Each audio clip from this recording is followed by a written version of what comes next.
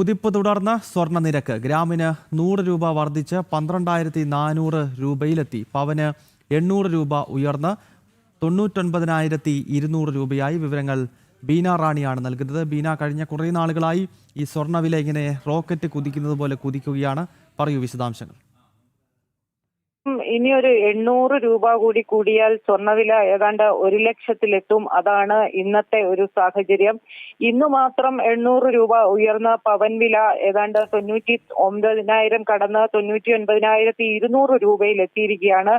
ഗ്രാമിന് ഇന്ന് 100 രൂപയാണ് ഉയർന്നത്. അതൊരു വലിയ വർധനമായി തന്നെ കണക്കാക്കേണ്ടതാണ്. 12,400 രൂപ 1 ഗ്രാമിന് എന്ന നിലയിലാണ് ഇന്ന് വിപണിയിൽ വ്യാപാരം നടക്കുന്നത്.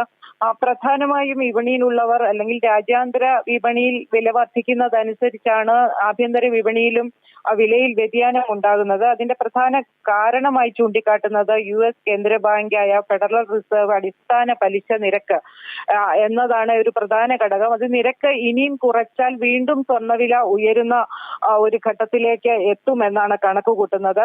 ഒപ്പം തന്നെ ആഗോളതലത്തിൽ ഉണ്ടാകുന്ന ചില സാമ്പത്തിക അനിശ്ചിതത്വങ്ങൾ, അതൊപ്പം തന്നെ ഡോളറിനെതിരെ ഇന്ത്യൻ രൂപയുടെ മൂല്യത്തിൽ ഉണ്ടാകുന്ന വ്യതിയാനം, ഇതെല്ലാം തന്നെ സ്വർണ്ണവിലയെ സ്വാധീനിക്കുന്ന ഘടകങ്ങളായി തന്നെ തുടരുകയാണ്. രൂപയുടെ മൂല്യത്തിൽ അടുത്തിടെ ഉണ്ടായ ഇടിവ് തീർച്ചയായും സ്വർണ്ണവില അങ്ങനെ കുതിച്ച് ഉയരുകയാണ്. കൊച്ചിയിൽ നിന്ന് ബീന റാണിയാണ് വിശദാംശങ്ങളുമായി ചേർന്നത്.